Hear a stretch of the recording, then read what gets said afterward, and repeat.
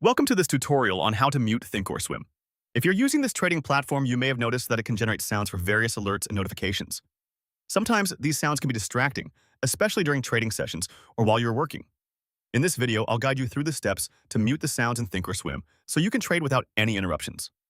First, open your Thinkorswim application. Once you are logged in, look for the gear icon located in the upper right corner of the platform. Click on this gear icon to open the settings menu. From there, navigate to the Application Settings option. In the Settings menu, you will find a variety of customization options for your Thinkorswim experience.